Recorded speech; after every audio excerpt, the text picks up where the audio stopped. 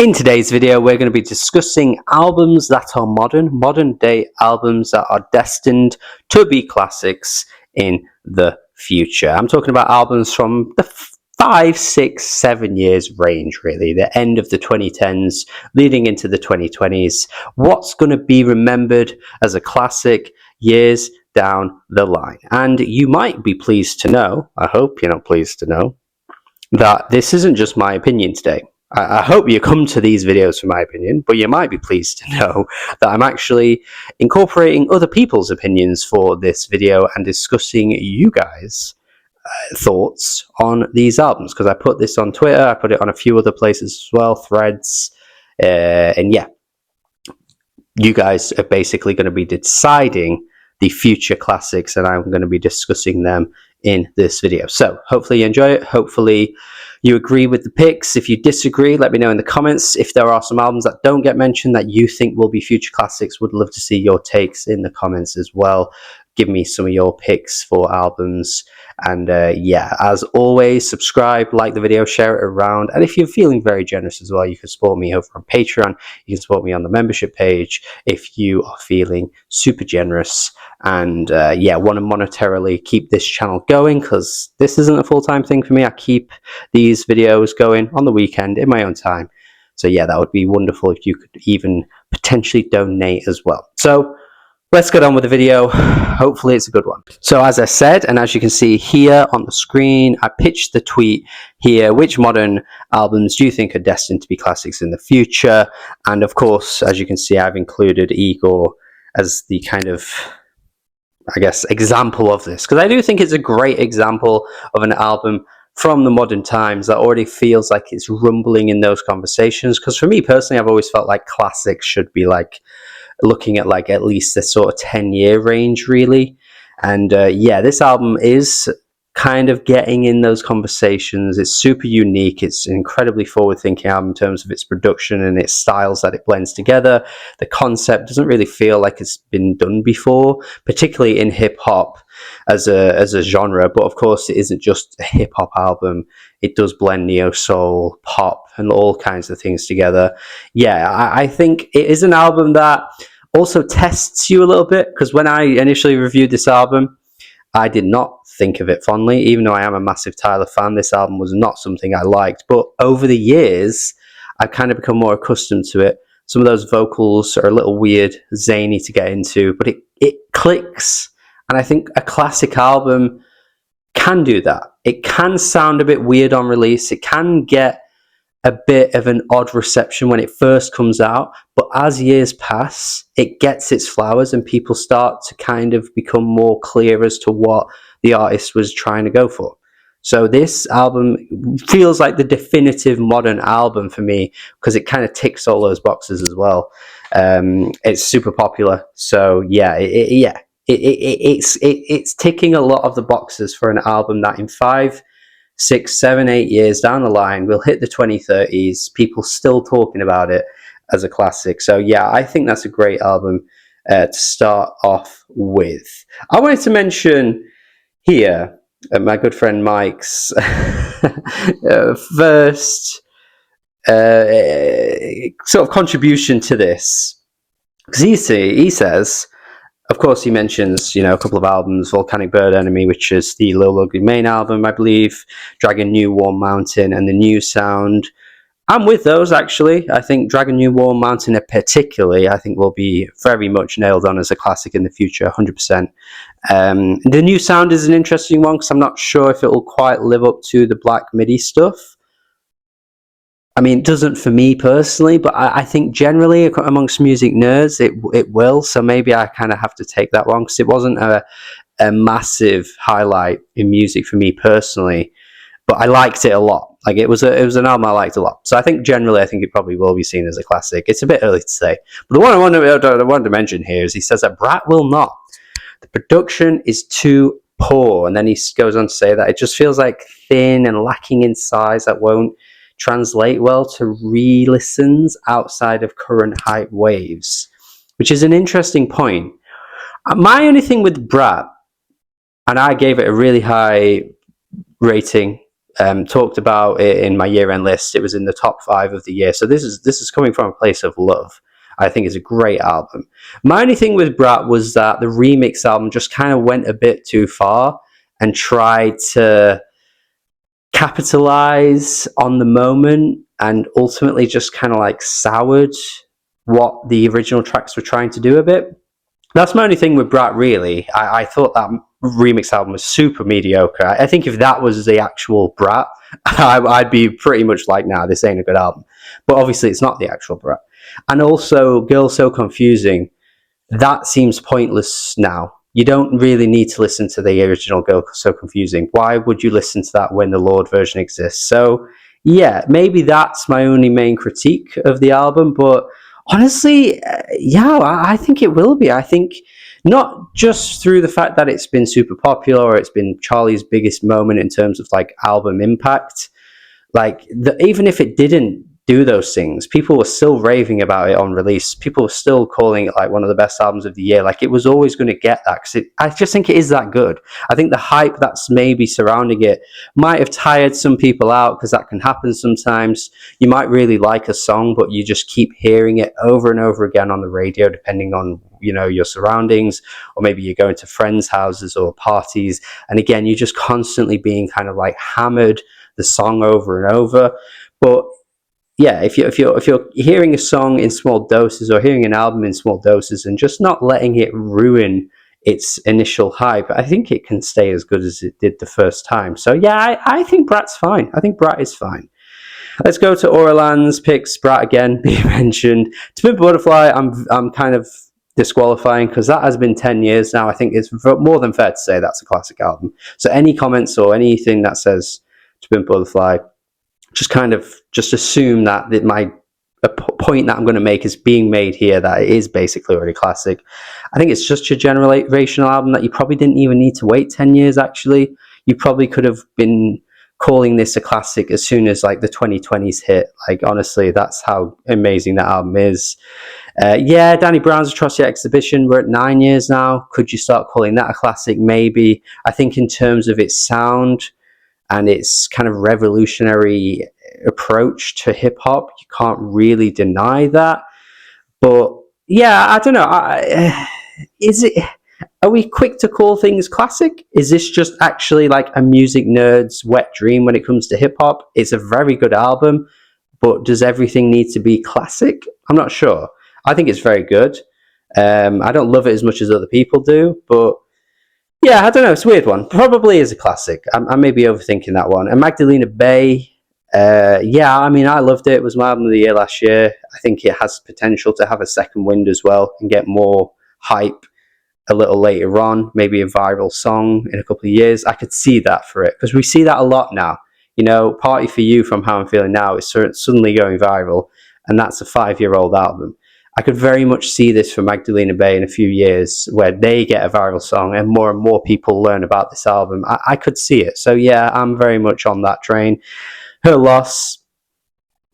This guy sometimes just trolls. I think he just jokes around a little bit. I don't think he really thinks Her Loss is a classic album. Please don't. Please, no. We've got here from Kiki, definition of a modern classic. Yeah, I mean, I'm for this one. I actually prefer Product, and I would argue that Product was the more influential one. So it is a little bit odd when people talk about Oils as this like huge influential moment when I think Product was the one that did that. Let's not forget Product, 2015? Vroom Vroom Charlie, 2016. Like, I think it's Product that paved the way for hyperpop more than this. Is that a hot take? I feel like that's become a hot take when that's just the reality of it. This came out in 2018. Hyperpop and things was already starting to become like a thing. It just didn't have that virality or the name attached to it in 2018. So yeah, I would say that, but even still, I think the quality of this album kind of is what people would value as being a classic anyway, so I'm okay with it. Sophie's a Legend, I'm not mad at that at all. Let's go with the Last Injury Reserve album. You shout, like I say, that great shout. It's true. It's a great shout. It is a great shout. I think, yeah, kind of a bit of a shame that their other work doesn't seem to get the same recognition because I think Floss even their self-titled album is great as well. And then Live at the Dentist Office, like that is stacked. Like they're already fantastic albums to me. They are, like, to me, venturing, like kind of becoming classics, or kind of making that way. So yeah, but I think the more recent Ninja Reserve album is like the more groundbreaking sound design that sounds unique and fresh, that appeals to that kind of nerdy crowd a little bit more. So similar to Atrocity Exhibition, I think it will sort of fall into that classic category, even if it means that their others get less recognition when that shouldn't be the case. Because Floss, for me, is one of the best mixtapes, and so is Live at the Dentist Office. They're two of the best mixtapes ever for me. Not the top two, but they're in that, like, top 20 for sure, ever. I don't really have much to say about Violet Pony. Yeah, we'll just skip past that one. I'm sorry. Revenge Seekers. I'm going to see this a lot. I saw a few people say this. I don't get it. This is the first time I'm talking about Revenge Seekers on this channel. So you might be sad to see me kind of sound a little bit disheartened and a bit disappointed with the album, because I think Jane Ruber is really cool, but I thought that album was just kind of a mess, honestly. I think it was trying to do way too much. Again, though, it has that like forward thinking, experimental weirdness that just music nerds go crazy for. Like I'm all for some experimental music. I really don't want this to sound like I'm just anti-experimental or anti-different sounding music, because I've given a lots of praise to those types of albums on this channel before. If you're somebody that keeps up with me, you will know that. But it does feel a little bit like sometimes the minute an artist goes a little bit off kilter, a little bit quirky, you get that Fantano yellow flannel, and everybody just jumps on it. And the Revenge Seekers feels a bit like that for me. The last Kim Gordon album, another good example. It's like, it doesn't always translate to great replayable music. I just don't always feel that's what happens. So yeah, I don't know, man. Maybe a bit of a hot take, but Revenge Seekers, we'll see. Maybe it'll be an Igor, and 5 years from now, I'll be like, whoa, I missed this when it came out. I was so wrong. I got it wrong. It's grown on me. I get it now. It could be. An interesting one here. Heroes and Villains is what a classic is supposed to look like. I mean, that's a bold statement, like to say this is what a classic is supposed to look like. Wall to wall with hits that were going to be nostalgic in a couple of years. Yeah, I liked it a lot. I really did like it a lot. I didn't actually do a video for it at the time, but I did like it. And yeah, I mean, it's got a really cool sound. Metro Boomin's production it feels more fresh on that album. Some of the features are a bit more new and fresh, although he's kind of coasting a little bit on some familiar faces. My only thing with Metro is I just want to see something new. Like, I think when he ventures out and does an album with some newer faces and gets it right, and as long as it sounds good, I think that could be the one, because I think we're just kind of hearing Metro do the same thing quite a lot now. I'm not against Heroes and Villains being a classic. I personally don't know if that's a bit too far, but I did like it. Let's go with Lemonade, Melodrama, and NFR. We're not going to mention Bragg, and I've already talked about it. Yeah, Lemonade, I think it's fair. Lemonade, yeah, we'll take that one off. Melodrama, I think for a certain audience of younger people that maybe were discovering that in their late teens, early 20s, for that crowd, yeah. Melodrama outside of that crowd, I mean, it's good. Like, it's a good album. I think if I was 16 and heard that, I'd have been like, wow. But because I'd heard Kate Bush, Melodrama in my early 20s, I think I was in my early 20s when it came out. That sounds right, yeah. Because I'm getting a bit on, guys. I'm sorry. Yeah, I was in my early 20s, and I'd heard Kate Bush, man. And Writer in the Dark just didn't do it for me, man. Like, it was just like, nah, come on, that's so obvious riffing. And yeah, some really good tracks. The writing feels relatable for a teen audience and stuff like that. That album feels a little bit like what Sour and Guts are now for me. Like, good, well-written, angsty, teeny breakup music, but it doesn't go beyond that. I would say Melodrama is better than those two that I just said, though. I will at least say that. And Greenlight is fantastic. Perfect Place is fantastic. Like, there are some amazing songs on the album. But yeah, I don't know. Lord, I think I'm starting to cool down on. I think she's good. I don't think she's great. I don't think she's an artist with classic albums. Maybe that's really harsh, though. I don't know. I could get dragged for that, I don't know. And NFR, sure, I think it kind of became the Lana album that everyone was like, oh, wow, this is like the one we've been waiting for. I think that could become a classic. For me, though, again, no, I'll say that. I think it's solid. But yeah, Lana is one of those for me where I like her, but I just don't see this amazingness that everybody talks about. Cheat Codes, yeah, I'm okay with that. Cheat Codes, I'd like to see something with Black Thought get that kind of recognition. I think it's a very good album. Yeah, we've talked about Sophie already. A few. Oof, you mentioned a few. Let's go through them. Big Fish Theory, Dirty Computer, Ants from Up There, Melodrama again, Wide Awake, NFR again, Fetch the Bolt Cutters, and I Lay Down My Life for You. So yeah, I mean, apart from the ones I already spoke about, we do have Ants from Up There, which I think is a good album. I don't think it's as generational as people act like it is, but I think it's kind of on its way to that classic status. So I'm not mad at that one. I Wide Awake, Parquet Courts, I love to see that there. I think that's aging really well. I listened to that a few months ago. If you've not played that album in a while, but you liked it when it came out, go back to it. Seriously, I was really like, okay, this is aging really well. Not that I had any doubts, but I was super impressed with how good it still sounded. I was worried it would be one of those albums that maybe I just liked a little bit more a few years ago. But no, it sounds as great as it ever did. So I'm very happy to see somebody mention that. Fiona Apple, Fetch the Bolt Cutters. Yeah, Fiona's kind of one of those artists, and maybe some people don't like this, but it feels like everything she puts out will just be a classic.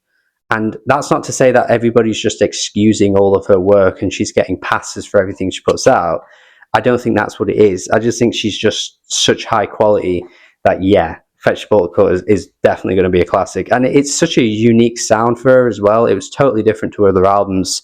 So, yeah, it's not like she's done the same thing again and gotten away with it. Fetch the Bolt Cutters does push the sound forward, and it's fantastic. I mean, I'm not a big fan of JPEG Mafia, but again, that kind of experimental off-kilter style that people just get completely swept up in seems to just do it for everybody, and Peggy is one of those. But yeah, for me, like I say, Injury Reserve is already doing that in their last album, that I would say Peggy isn't lyrical enough for me to be invested. I just listen to his bars and think he's terrible sometimes, honestly. So I don't get the Peggy thing, so that's going to be a no for me. Janelle Monáe, Dirty Computer, I'm also going to say no. I don't think the last two Janelle Monáe albums are going to be classics, actually. But The Electric Lady and The Arc Android, particularly Arc Android, 100%.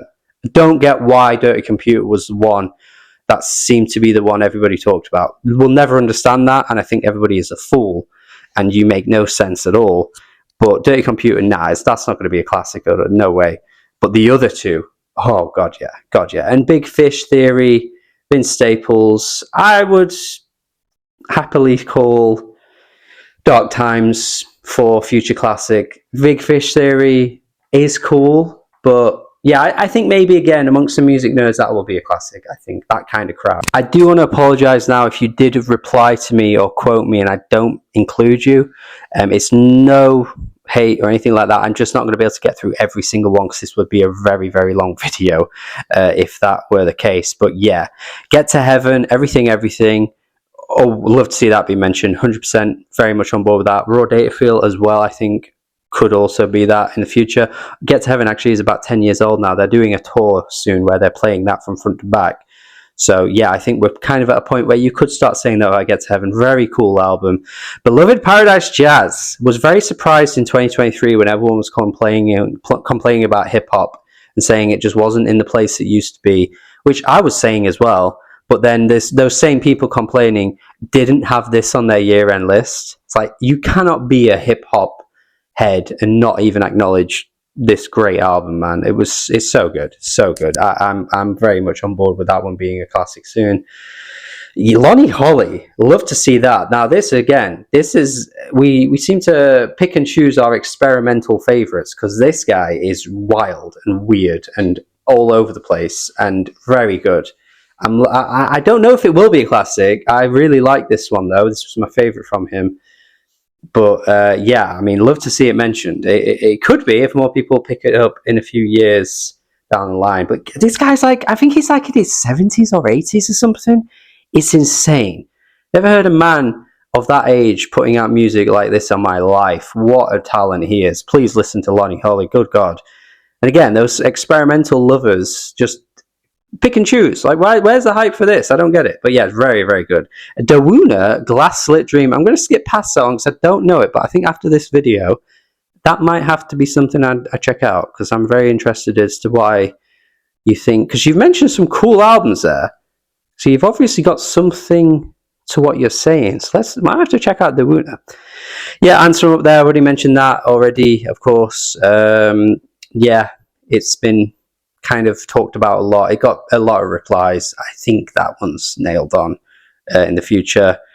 This is an interesting selection of albums because Billy Woods Billy Woods is a weird one, man. Like, I've never known an artist to drop an album every other year or sometimes every year, and it's like everyone says it's like amazing. Like, I don't think any artist is that consistent when you release that much. I just think we may need to look back on some of those other Billy ones and go, that one wasn't as good.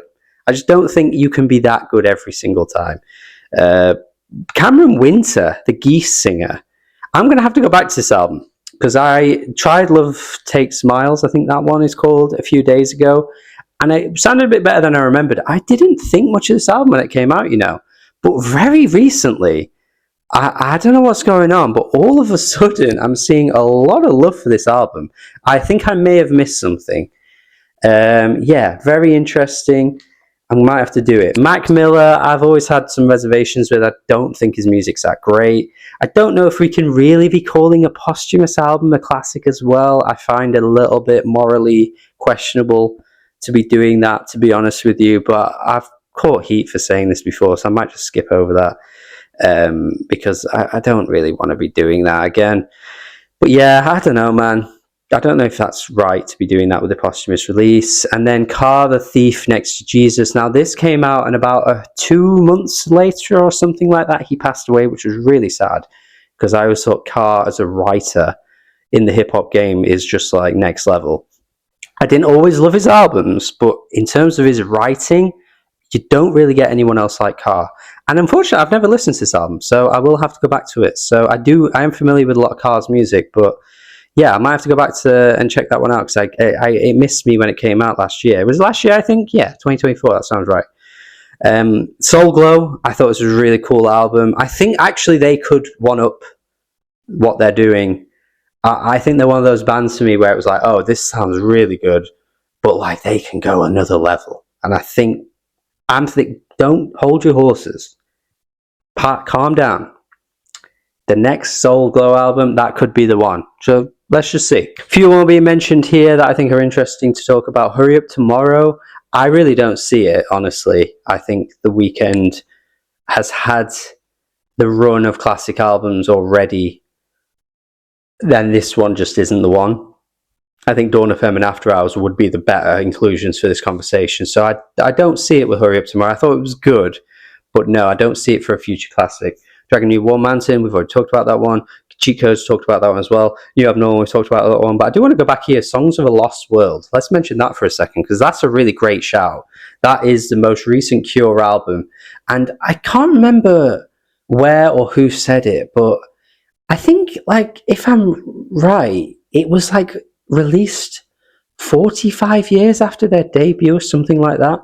The gap between their first album and that album, and to still be putting out something of that quality, is insane. I would love to see it be a classic in the future, or people talk about it, because honestly, I could very easily talk my way into calling it a top 3 Cure album, which probably sounds crazy, but yeah, I think it's an amazing album, and one of The Cure's best, 100%. Nice to see some Adrienne Lenker representation as well. Of course, her solo stuff is equally as good as the Big Thief stuff, by the way, if you've never listened to it, which I think a lot of people who like Big Thief already have done Adrienne's solo stuff, so that's fine. But yeah, amazing album. Honestly, sure, I could see that being a classic. Ours Were the Birds as well. Very much on board with that. Let's keep going then. I'm going to look at the quote tweets now rather than just the replies. And we got Titanic Rising coming through here. Yes, 100% for me. Beautiful chamber pop, baroque pop album. Stunning artwork. Like everything about that album just feels like, yeah, you're going to see it in record shops, and years from now, somebody that's never heard it before will look at that cover and think, good God, I need to hear this. And yeah, I think it's just got that quality about it. 100%. Grimes being mentioned is a bit of a surprise. Honestly, maybe. Like, the fact that it's basically the last good thing she'll ever do, I think, in terms of music. She's just not been very good since this album, to be honest with you. Yeah, maybe, actually. I think it's a very good album. Sure. Yeah, we've got Billy Woods again here, Big Thief, Injury Reserve. The fact that these same albums are coming up might just be the answer to the question, honestly. I think if you're seeing these same albums come up all the time, perhaps my opinion is irrelevant here, and it just is going to be nailed on that these will be classics in the future, because a lot of people are saying that. Natalia Lafourcade, though, hasn't had many mentions. Yes. De Todos las Flores is how I think you say it. Yeah. Yeah, definitely. All right, we've got Magdalena Bay come up again. No point mentioning that one, but like I said before, the repetition of these same albums coming up probably means something, doesn't it? Underscores, I think, is a cool one. I think maybe. I think that could have a bit of a niche crowd going forward and more people discovering them. Saw Underscores actually support Porter Robinson, and the crowd loved it. So I could see a world. Yeah, Echo 2K E has a big buzzing audience. Again, quite niche, similar to the Blade crowd. It's a niche following, but a lot of those people are vocal and love it. Sure, I'm actually thinking that could be the case. And Guts, no, not Sour, Guts. This is Guts. And yeah, I think she's got levels to go. I said that in the reviews. I think maybe Sour for a particular age range, years down the line, that sort of young teen girl audience, if you were listening to her when you were like 15, 16, whatever, however old, like, yeah, you probably will have fond memories in the future and you'll be looking back nostalgically on those. But yeah, I think she's got levels to go. I think she's definitely an artist that could put out better music than what she has so far. A nice little 3x3 here of albums, some that I've already mentioned, but actually only Melodrama I've only mentioned, so let's talk about the rest of them. SZA, SOS, no. I'm going to say no, man. No. I think Control, actually, probably, but no. I'm going to say no to SZA's SOS. Raven Lenae, Bird's Eye, I don't know. I love that album, but is that going to be a classic in the future? I don't know, man.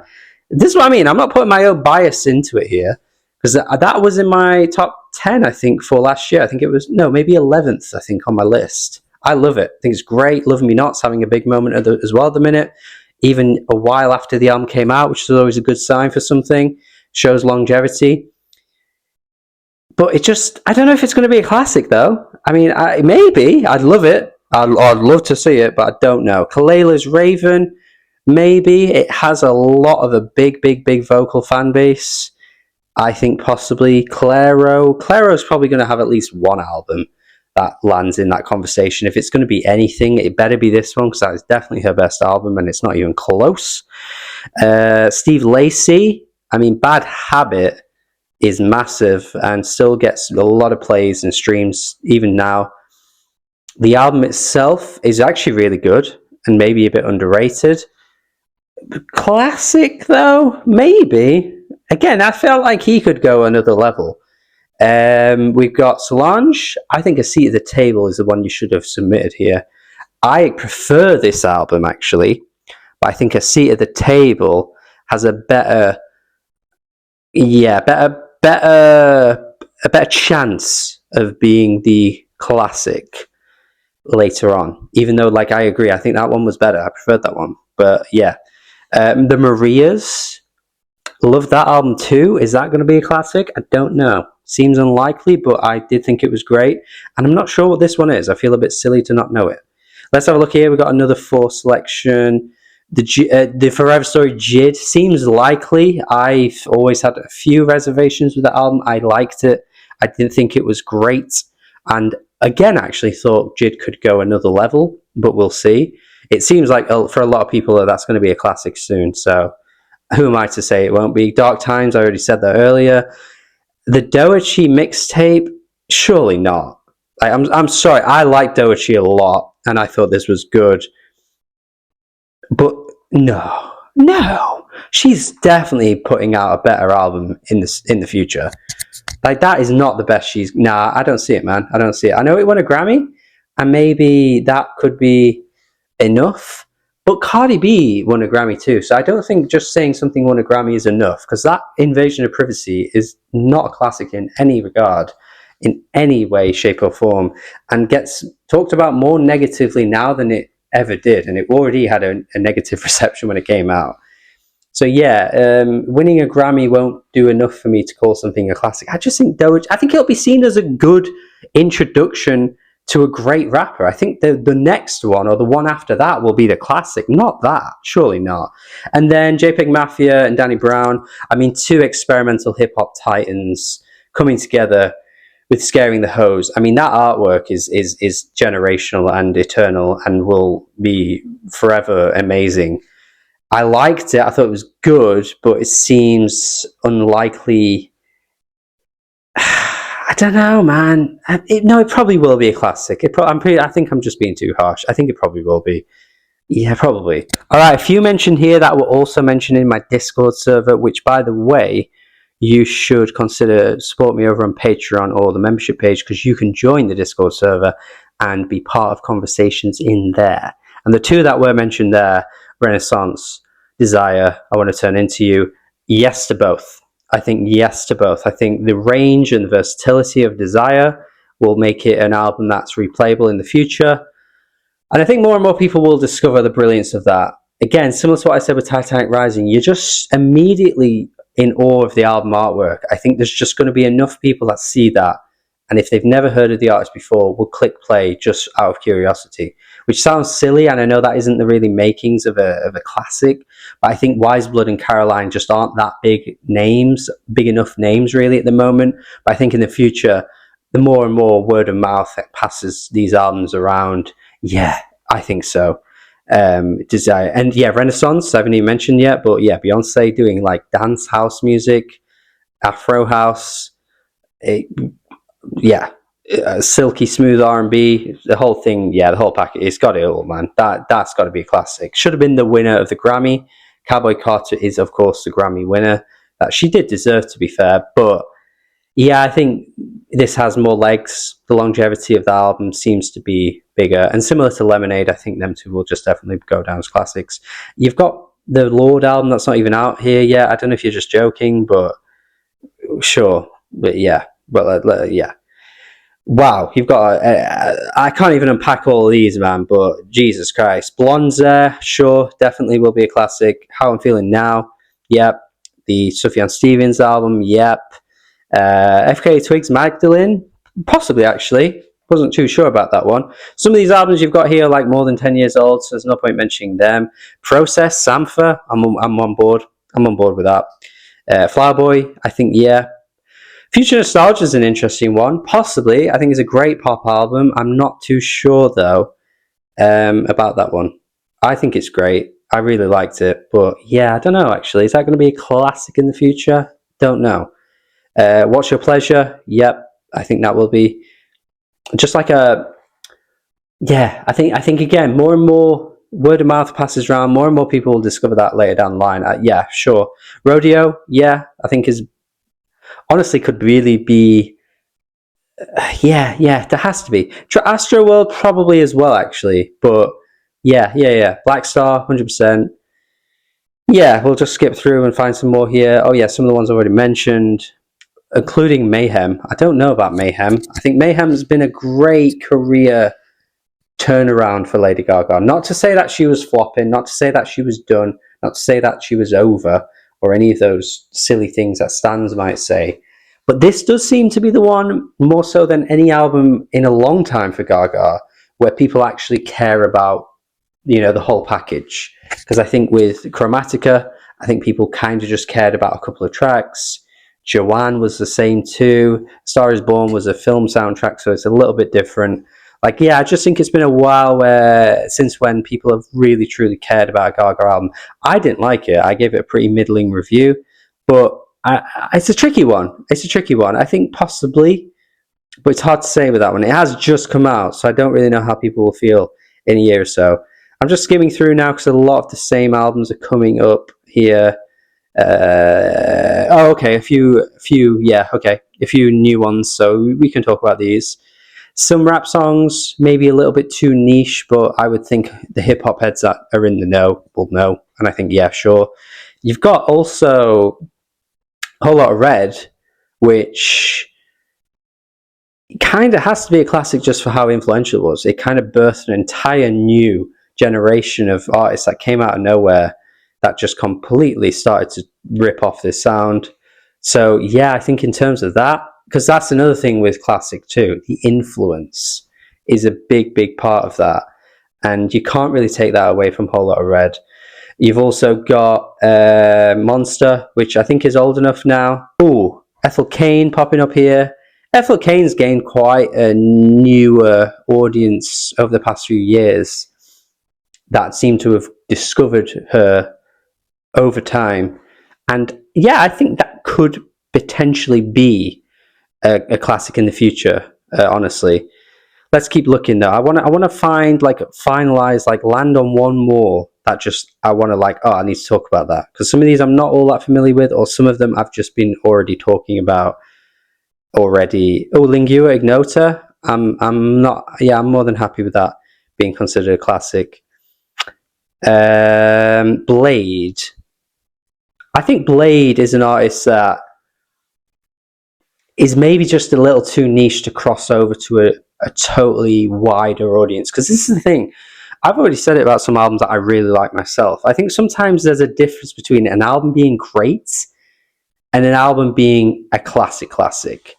And maybe that could apply to Echo 2K as well, actually, where it's it's tricky to know where those types of artists stand amongst the absolute ocean of albums that you can find day to day, just scrolling through playlists or looking on, I don't know, critic websites, or influencers popping up telling you to listen to this, that, and the other.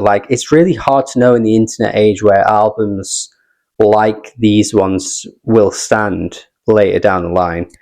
So yeah, tricky, but I'll leave it off with that because that could be an interesting talking point for people to jump on in the comments. Let me know what you think. And I think, as ever, I say I don't want this to be too long, and it has basically ended up being quite a long video. So I hope you've stuck around and kept up with what I've said here.